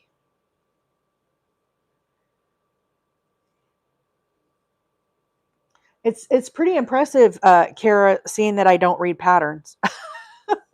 In my mind, I don't read patterns. I understand diagrams. I'm pretty good at diagrams. I'm not perfect. I'm not the best at this stuff. I'm definitely not an expert crocheter. I'm no Mikey, okay, guys? I'm just not. I'm not Crystal at Bag a Day. You know, these people, Hooked by Robin, I mean, they're just a whole level above what I am. You know, I'm just a hobby crocheter. I come on here, I try to make things a little easier. I try to explain things how they make sense in my brain, I guess. So here we are again. Here's the bottom. Here's our 3 together. So now we have 1, 2, 3. We're going to put these together. So again, single crochet into the first, drop a loop, hold. Into the next, drop a loop, hold. Into the number 3, drop a loop. Now we have 4. Yarn over and pull through all 4 loops. That's the bottom of the valley. Now we're going to start making our way back up the top. So again, we need single crochets, 12 of them, 1 into each stitch, single crochet. Very easy round. This really helps to kind of show off the definition of the stitches from the texture rows. So basically these little single crochet rows it's like a framework. I think of it as a framework to help really show off the textures, because some of these next stitches are going to be pretty fancy. I don't know how many we're going to get to today before I have to go to work, but okay, so here we go. Here's our 3 at the top of the mountain. I need a single crochet here in the very first stitch. Here's our middle. So you remember you need 3 single crochets right in that middle stitch. Now we're going back down the valley, and we need 1 in each stitch 12 times. Just work our way back down. So we're just working up and down these mountains and valleys until we get to the very end. I'm getting close. We're getting ready to turn here. I'm trying to go a little quick on these single crochets. There is a lot of repetition, and this is a fairly wide blanket. I didn't measure it out. I just went by the stitch guide that is written on the pattern. So here's our 3 in the valley. 1, 2, 3. Again, we're going to put these together. So go through the first, pull up a loop, hold. Into the second, pull up a loop and hold. Into the third, pull up a loop and hold. When we have all 4, yarn over and pull through all 4.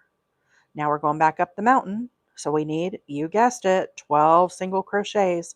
one in each stitch. And again, we're looking for that group of 3 at the top of the mountain. So I'm trying to, I'm not counting these, guys. I don't know if you've realized that. I'm not counting these single crochets.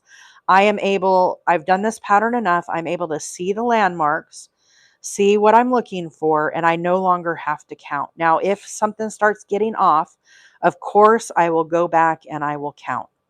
But I'm looking for these identifiers. So there's my group of 3 identifier. 1, 2, 3. The first stitch is number 12. Here's our middle. We need 3 single crochets. That's the top of the mountain. Now we're headed back down. So you guessed it, 12 again. And then we're coming up on the end of this. So I'm going to pick back up the pattern and I'm going to show you guys on the diagram kind of where we're at when we finish out this row. Okay. So just keep working these 12. Almost there. I'm so excited. I get to start another row. Has anybody made this pattern? Sorry, Anvil. Anvil's our moderator.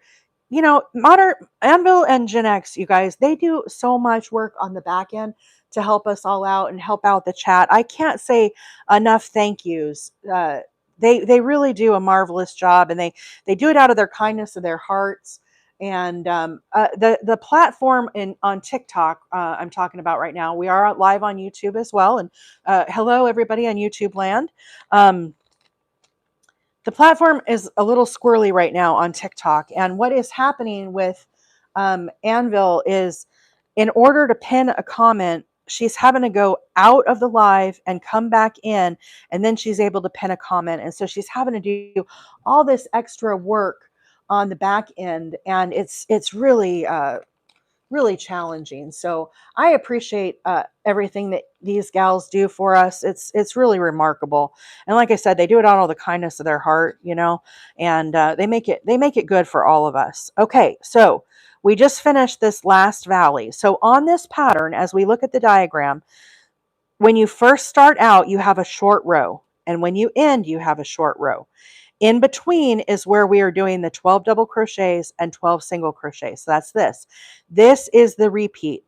So I have a whole bunch of these. You can see them here, right? Going up and down. And they're kind of a hot mess right now because we're just getting started. But you can see all these little chevrons I've got, right? So when we get to the very end section here, see how it's shorter? That is this part right here. So we just did 3 together. Now here's our little plus sign, and we know from the legend the plus sign is a single crochet. That's how I know what I'm doing. So into these stitches here, 1, 2, 3, 4, 5. Into the 5 double crochets. Now the last stitch right here, double crochet, this one and this one are part of that. So we have to put 2 at the very last. And the reason why we're doing that, you can see on the row below with our double crochets, we did 2 double crochets. And so this is what helps keep your blanket square. If you didn't put this extra stitch, it would lean in. You can see how this stitch is leaning. That is why we need to put that extra stitch. So it's the same right here with our single crochets. Okay, and then after that, we're going to be able to turn our work and we're going to be able to start the next round. So again, we had 5 single crochets. 1, 2, 3, 4, and 5. I don't know why I have these extra stitches. Did I get myself way off on this? I might have to go back and count. Hang on.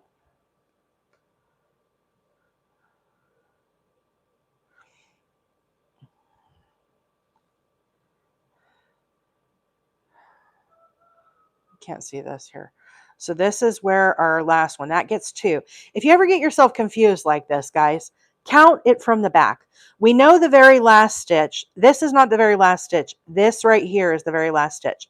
That one gets 2. Then we need 5. 1, 2, 3, 4, 5. So this is where number 5 starts. So this is where my 3 together need to be. So 1, 2, and 3. Now we do our 5. 1, 2, 3, 4, and 5. Here's our last stitch. The last one gets 2 single crochets. So whenever I get myself a little lost on a pattern, that is how I figure out how it is. Because this was our starting chain right here that we turned. And so that can get a little confusing when you get back to this first round. Okay, so that is the end of our little short piece there. Okay, so here's our chevrons. You can see them starting to form.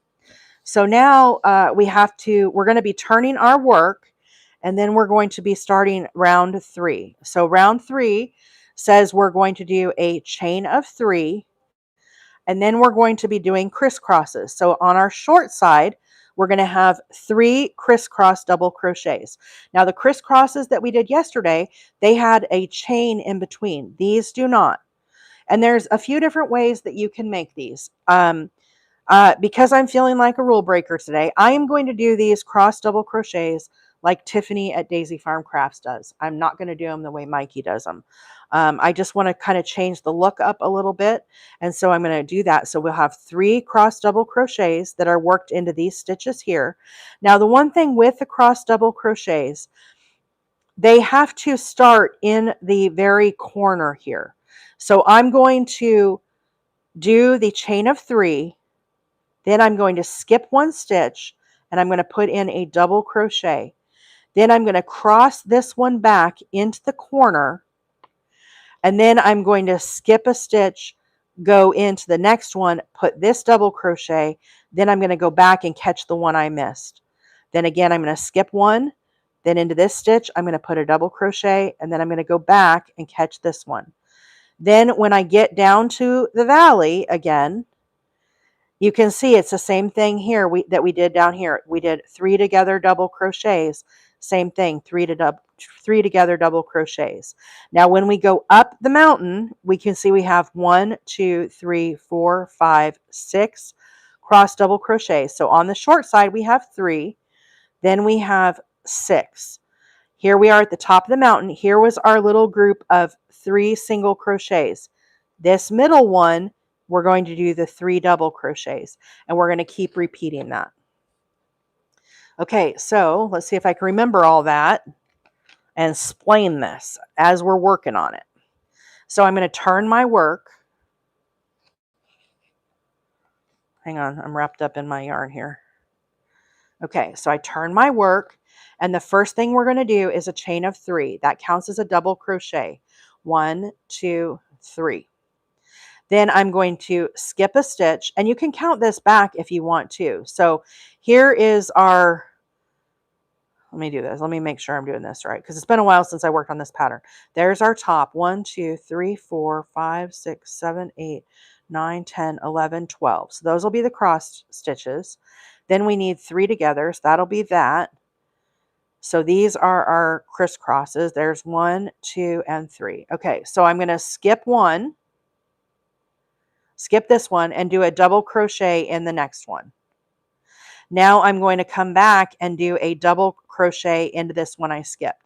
And like I said, I'm going to do this like Daisy Farm Crafts. I'm going to go right in through the back, grab a loop, pull it up, yarn over, pull through 2, yarn over, pull through 2. This is a stitch I use all the time on my baby blankets. Skip 1 into the next, double crochet.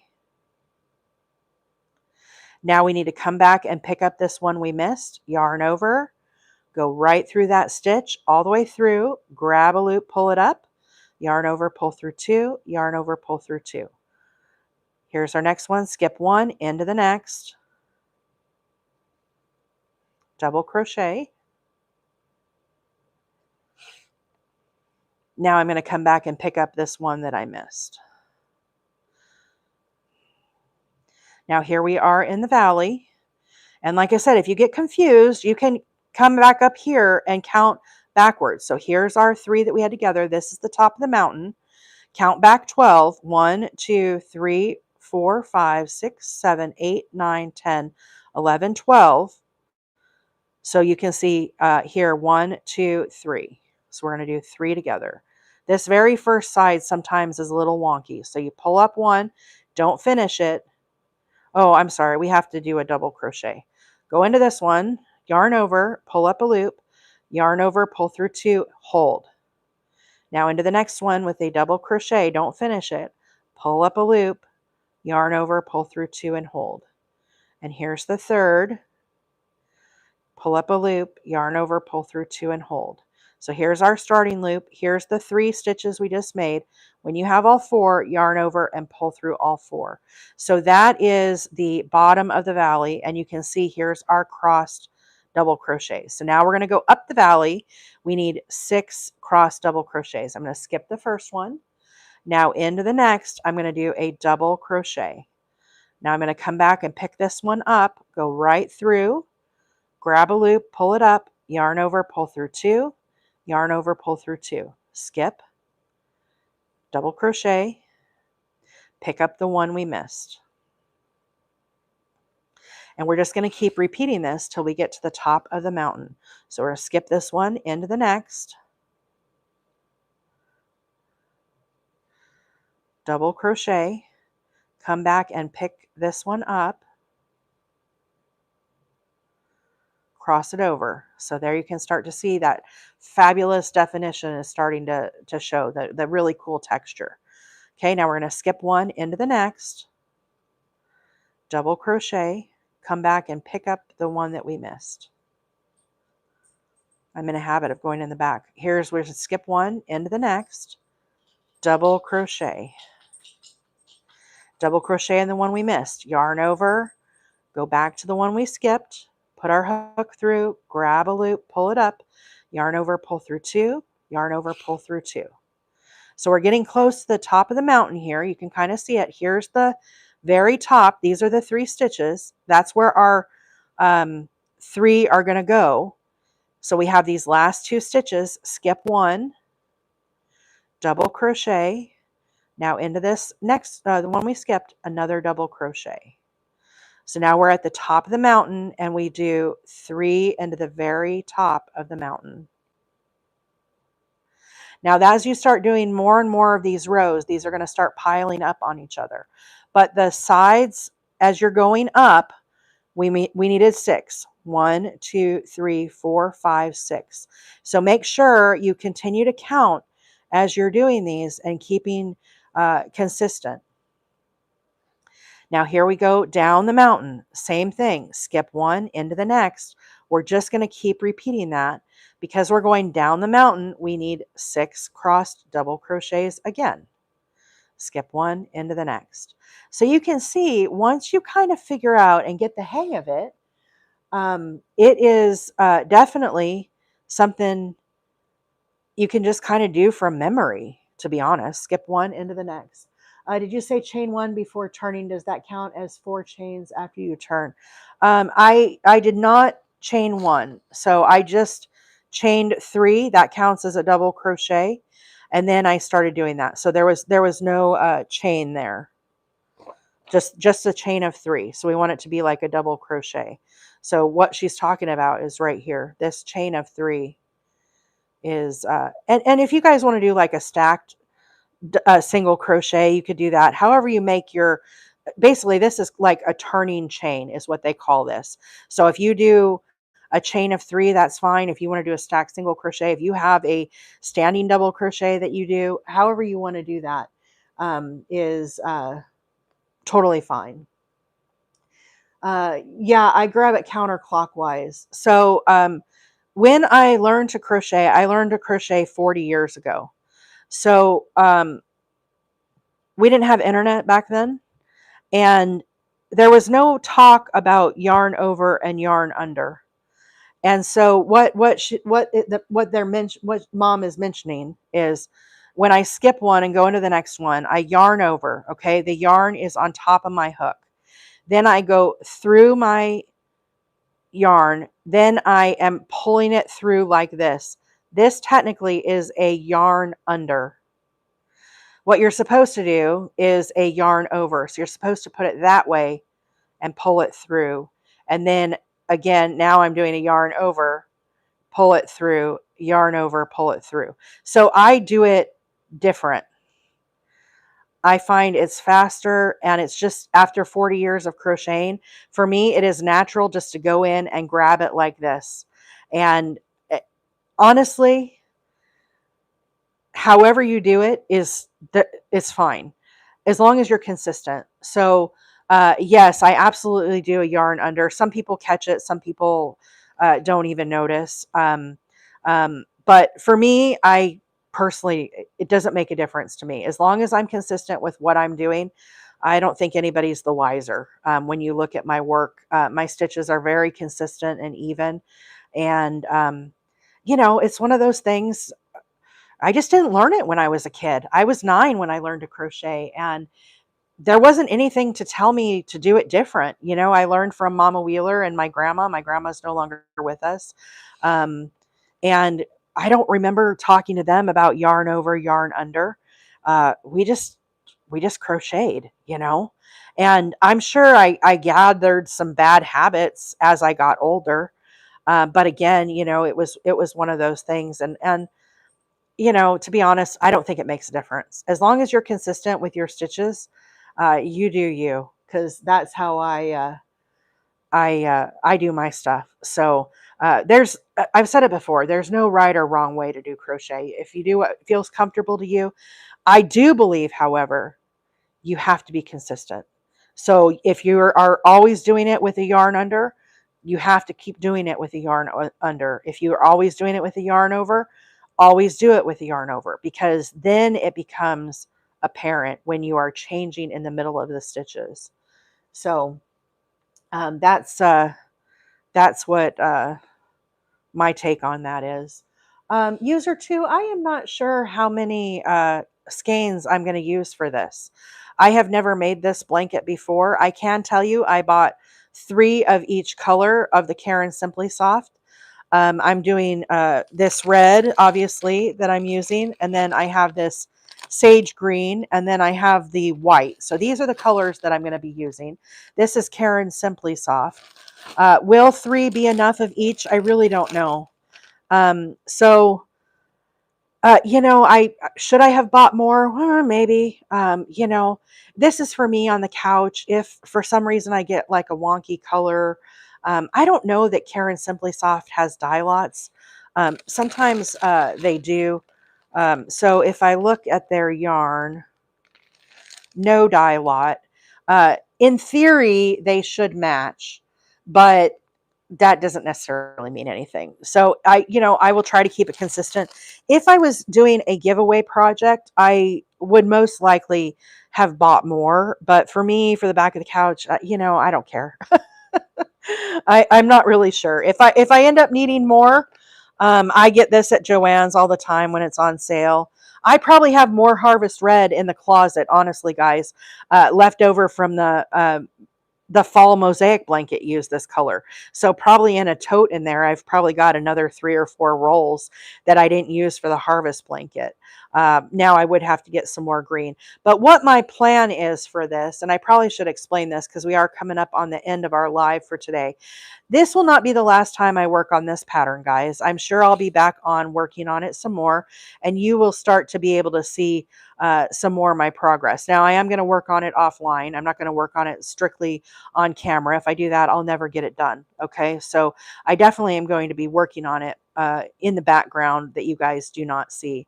But I might work on this again next week, but you can see it's starting to get the marvelous texture. So what my plan is, this is a repeating pattern. This tells you right here, repeat rows 2 through 9. So when you get up here to row 9, it tells you to come down here and repeat row 9 again, or row 2, and then you work your way back up. So you just keep repeating these over and over again. What my plan is, I'm going to do this section in red. Then I'm going to do the repeating section, again, this one on top of the red in white. And then when I get done with the white, I'm going to stack a section of green on top of that. So I'm going to have these big bands of red, white, and green.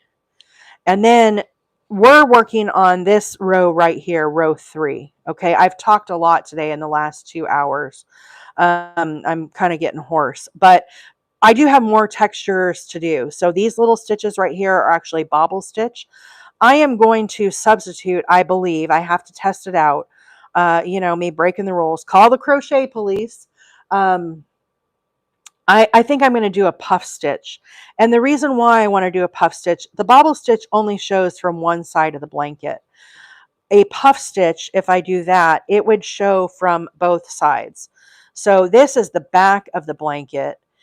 If I do the puff stitch or the bobble that it calls for, the bobble will show from this side of the blanket. This side, you will not see any of the bobble at all. If I do a puff stitch, I'm hoping it looks more like a little jelly bean, and you'll be able to see that texture from both sides. So again, will it work? I don't know. I have to test it, but I definitely am, a bit of a rule breaker. So that's one thing I'm going to do with this pattern. The other thing I'm going to do, when you repeat this pattern, it tells you to repeat at row 2.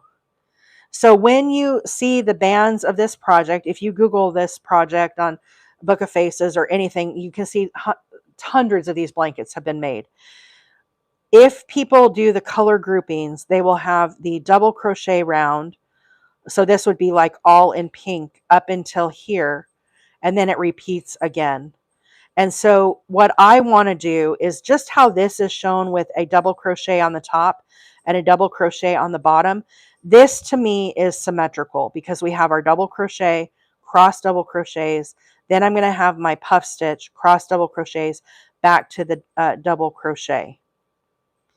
With the repeat, you would move from this round to the single crochet, then to the cross stitch. So I'm actually going to repeat round 9 twice so that each grouping is a symmetrical unit group like this. And if anybody has made this blanket, you will know exactly what I'm talking about. And I probably have one in the room over there that, I don't know, I may have packaged them all up, but where I can kind of explain this a little more. But if you look at people's blankets that have made this, the groups look like this. So you'll have pink like this, you'll have white like this, tan, blue, whatever color it is they're using. And I'm going to make it the full symmetrical, I hope. So that's how I'm going to try to change that up a little bit and just make it a little more appealing aesthetically. It's really nice the other way, but I'm very much symmetrical, balance, equal amounts. I'm kind of weird that way. So anyhow, I'm going to go ahead and get ready to sign off. It's 9:29, but I'll give you kind of a final look at where we ended up today. Again, if you're interested in this, this is Caron Simply Soft. Harvest red, I'm going to be doing sage green, or excuse me, dark sage and white. The pattern I'm using today is the Hugs and Kisses Chevron blanket. It's a free pattern by the Crochet Crowd. It was designed by Jeannie, who used to be Mikey's assistant. She has now retired. It is a very, very famous blanket that has really made its rounds. So it's definitely a fun one. I love all the textures. But thank you guys all for a marvelous week. I hope you all have a fabulous Halloween.